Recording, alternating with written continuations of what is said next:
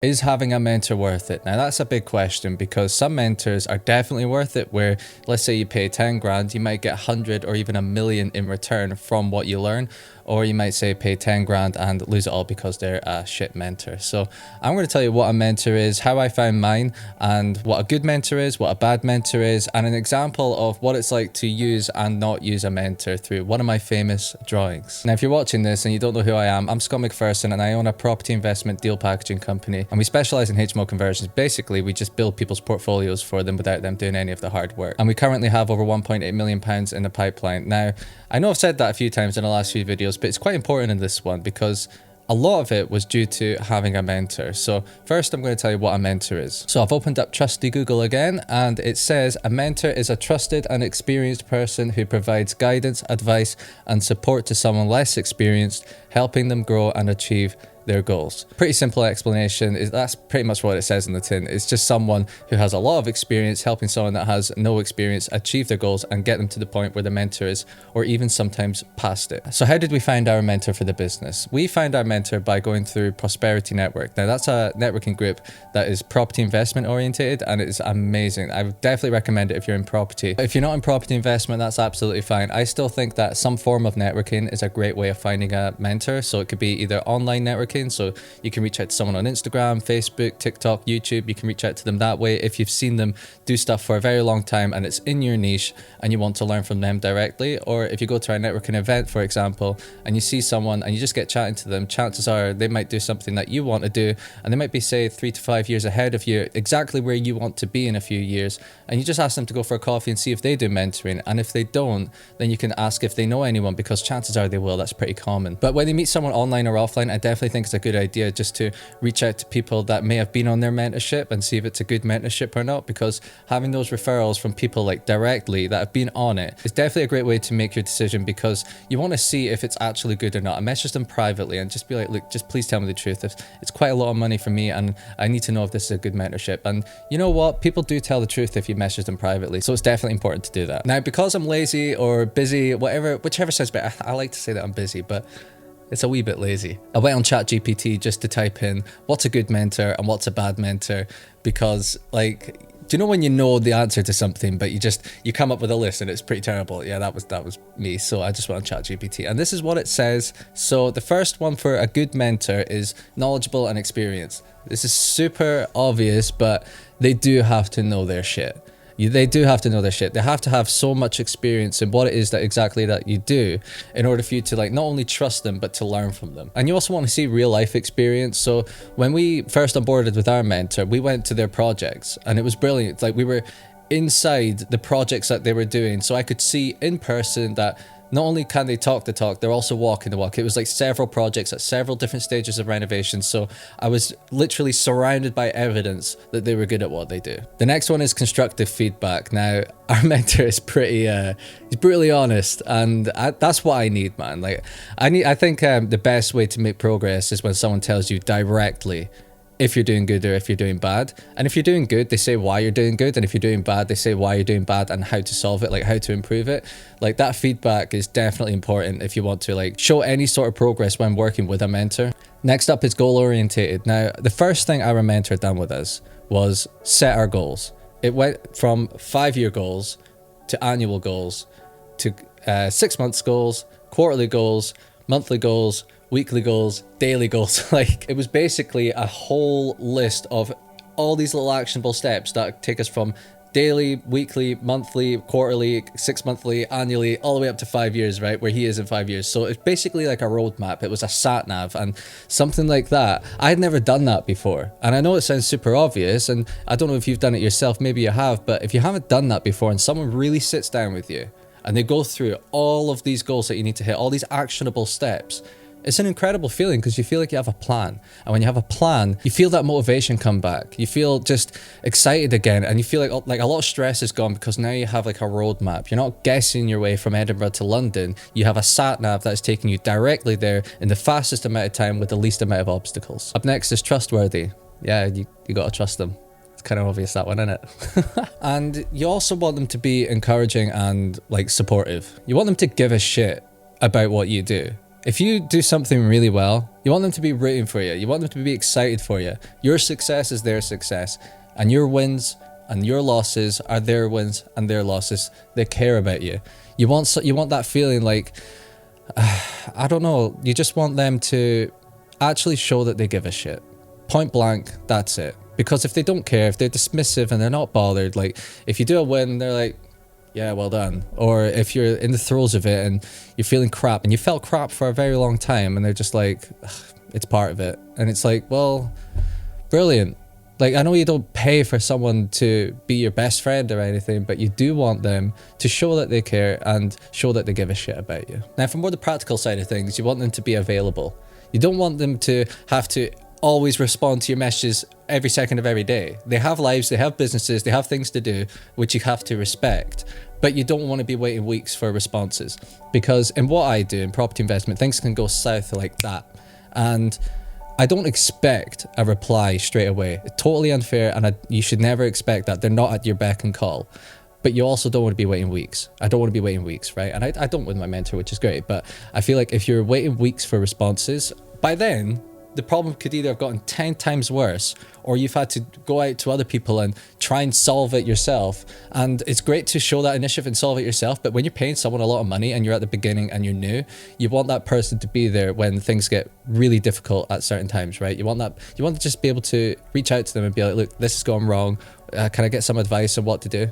You want that to be there. So I don't think that you should always demand an immediate reply.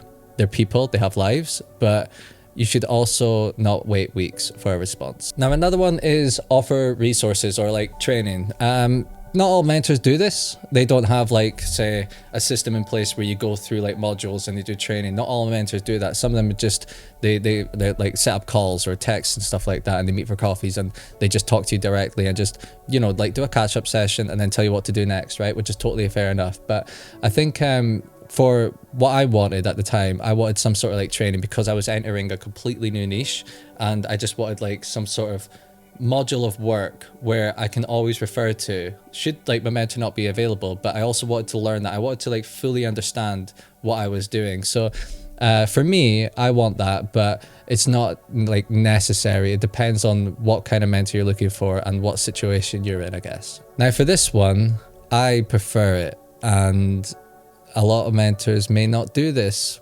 but ours does. And I can tell you this, it's made a world of a difference to us, and it's just made things a million times easier. And that is networking assistance.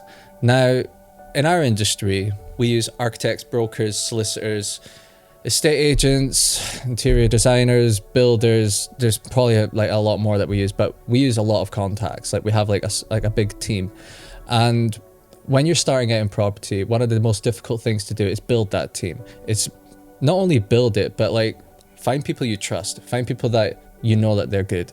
So with a mentor, because they've been doing it for X amount of years, over those years, they'll have trialed and errored a bunch of people, and they're like, that one's terrible, that one's good, that one's terrible, that one's good. And they'll keep the good ones and they'll just disregard the bad ones, right? So when you on board with them, you want to be introduced to the good ones, and that way it saves you having to go through the years and years of bad stuff. Because ultimately, when you're like working with a mentor, when you pay for a mentorship, you're paying for that. That's one of the things you're paying for. You're paying for all the mistakes they made, so they're going to teach you what not to do, so not to work with those people.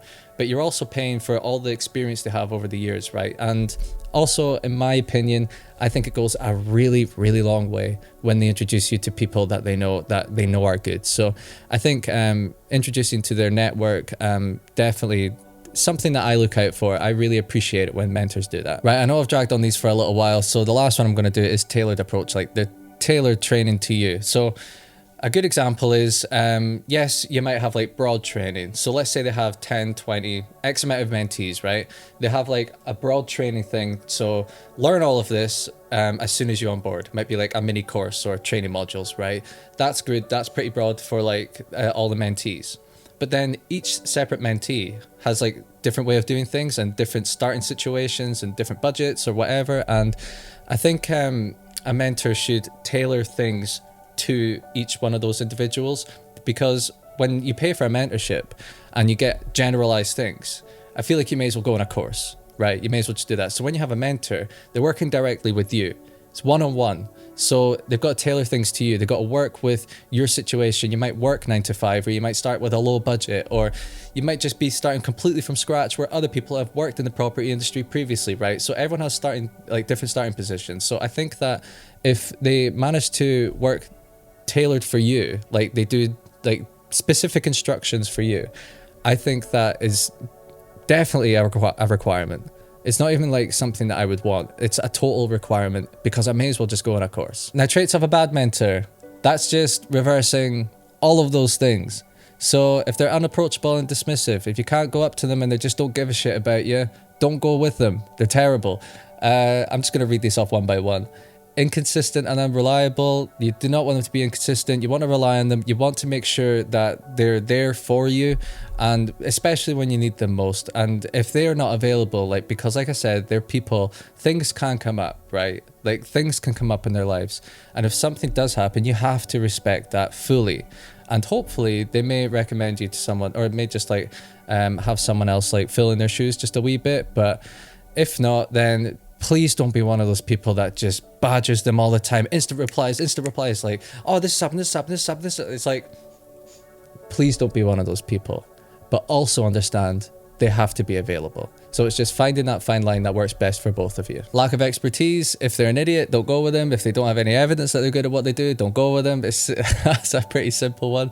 If they fail to provide resources, if they fail to provide any sort of like work or education for you, then for me, I don't like that. I want to learn what I'm doing. I want to be able to have things to look back on, whether it's pre-made videos or, I don't know, even like just checklists or some things like a PowerPoint presentation, stuff like that. Just like some resources that I can go back and refer to. So I think for me anyway, that's what I look for. But like I said earlier, that's not for everyone. Another bad trait is they rely on theory. They don't have any evidence to show that they're good at what they do, right? And none of this, like, they have no sustainable evidence. So let's say you have someone who invests in stocks and they're like, I'm going to teach you how to become the best day trader in the world. And all they've done is invest in Dogecoin or something crap once, and it made them a millionaire, and it was a fluke, right? Because those do happen. They haven't done consistent good trades like for years and years and years, and actually built a life and built a massive pile of evidence to show that they're good at what they do, right? They just hit one lucky stock. So I think, I know evidence is important, but you got to make sure they have a good solid stack of evidence, and it's like continue to grow. Don't let them rely on theory. Don't be like, oh, I know how to do this because I've read how to do it, therefore I can mentor you, and I know the stock's going to hit big. Like, I know this is going to happen. It's only this has got to happen, and all these 10 other things have got to happen in order for it to hit big. You don't want them to rely on theory. You want them to have a large stack of evidence to prove that they are in fact good at what they do. Sorry if my voice was terrible. I just had to grab a bottle of water. My voice has been dying these past few days. Anyway, the last one, ignores feedback. You do not want them to ignore feedback, right? If you're doing something that they know is wrong, if you're constantly doing something that for a long time they know is wrong and it's going to lead you down the wrong path, and they're too scared to tell you it's wrong, like they think you're like, I don't know, a bit sensitive, or they feel awkward, like shy, being like, they feel like they're going to hurt your feelings. So they watch you go down this wrong path. Not only waste your time and energy, it also can waste a lot of money. And if you have clients, it can waste their time and money and energy. It can destroy your reputation if you go down a wrong path long enough, right? But you want, like I said earlier, you want a mentor that can identify that happening and tell you, look, if you continue doing this wrong thing, you're going to go down this path and it's going to be a disaster. So here's what you can do to fix it. And then we'll monitor it to make sure that you're going to stay on the right path, right? You don't want someone that thinks that, oh, I'm going to hurt their feelings though. I don't want to upset them. You want them to be thinking of the bigger picture. You want them to be doing their job, which is making sure you stay on the right path for as long as possible to make sure you reach your end goal. All right, so I'm going to go through a little demonstration of what it's like to use a mentor and what it's not like to use a mentor, right? So this is not using a mentor, right? And it's going to be in the top half here. So let's say this is your start goal, right? This is you starting, and this is you starting with a mentor. So you without a mentor is going to be walking like this. You're going to be walking down this path, and then you're going to go down this way. And you're not going to know that your end goal is here, and that is in a complete opposite direction. You're going to spend weeks, months, a lot of money going down this path, and then realize it's not the right way. So then you're going to go right back on the right path because you've learned that's not the right way. You're going to go again, and then you're going to go deviate this way. The complete wrong way again. And this, again, is going to cost you a lot of money and time. So you're going to go back on the right path and go here, down here again, wrong way, money and time. Okay, so you're going to go again, like, you're going to do that until you hit your end goal. Now, this could last, I don't know, 5 years, 10 years, and simply it's cost you a lot more money, right? It's going to cost you a lot more money simply because you spent money here going down the wrong path, here, and this is just a short graph. That happens hundreds of times, and you don't even, the worst part is, right, you don't know you're on the wrong path until you realize you've lost a lot of money. Sometimes you don't even realize, and you keep going and you quit, or you realize that it wasn't the right path here, but you get here and then you keep going and you quit. So when you hear about people quitting, it's because they've deviated off the right path. They've deviated off this bit here, and they've just started going all the way down this direction, and no one has gone, wait, don't go down that way. It's like a big do not cross sign. There's a cliff, and then they fall off the cliff, and then they quit. And in that time, they can lose all their money. And to get serious, people lose like their family, their wife leaves them. Like, it can get very serious. And I'm not saying a mentor prevents all of that and saves the day, or you have to get a mentor. There's people that don't have mentors and succeed, right? I mean, this is probably another lesson in how to learn from your mistakes and how to identify when you're making a mistake. But this is just a little visual representation of, if you don't use a mentor, there's a high risk that this could happen, in my opinion. Now, let's say you do use a mentor. Here, you go down the wrong path, but here the mentor says, stop, you go down the right path, and you go back, and you go here, go down the right path, wrong path even, and then it happens like that. You only go off the wrong path a little bit, right?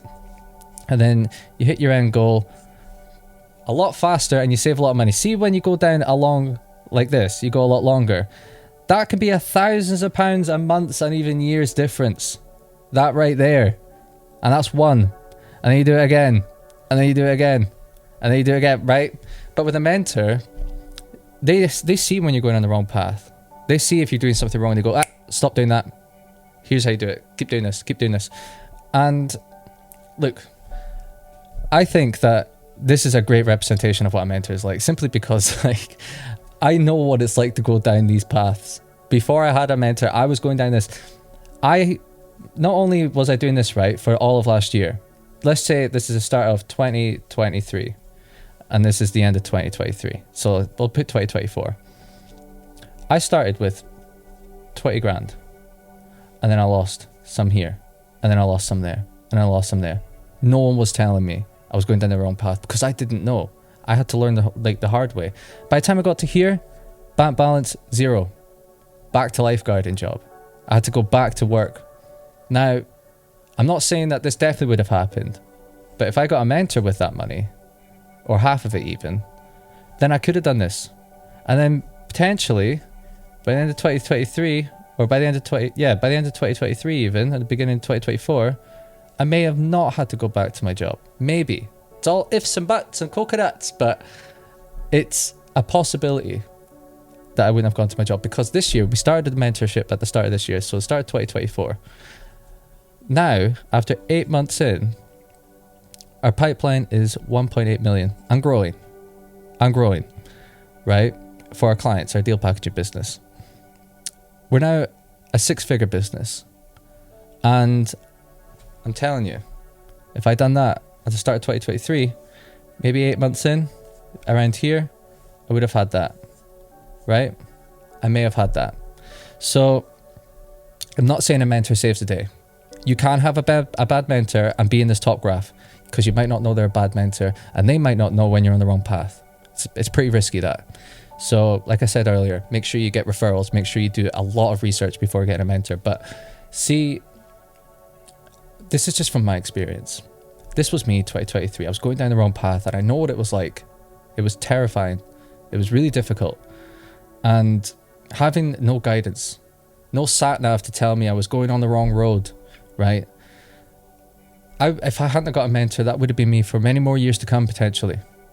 Yes, I may have figured it out, may have got it right, and I may have ended up being like this, but if we're looking at the evidence, if we're looking at the track record, I would have been like that for a long time. So I said over here, timeline would have been 5 to 10 years. For me, where I want to be, so far it's like 8 months, which is great. With the help of my business partner, my mentor, right? Massive help, massive help. But we're wanting to be, our mentor is 5 years ahead of us. Again, I'm not sure if I touched on this earlier, but you want your mentor to be about 3 to 5 years ahead of you, because that way the information is still relevant and they're not too far out of reach. If someone's 20 years ahead of you, what they'd done at the start was 20 years ago and it may not be relevant to what you do now. So 5 to 10 years ahead. So if we're doing this in 8 months, we're on track to be where our mentor is 5 years from now, which is exactly what I want. So I feel like I have a path, I have direction, and that's what it gives you.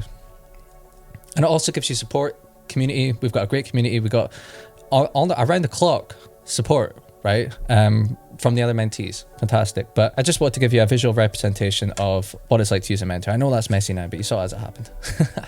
So yeah, as you could probably tell, I think that having a mentor is worth it, as long as the right mentor. So I do hope this video helped you learning what a good mentor is, what a bad mentor is, and what it's like when you do use a mentor, or what it's like when I used a mentor, right? So make sure that you find a good one and do plenty of research before you commit to one, and I'll see you on the next one.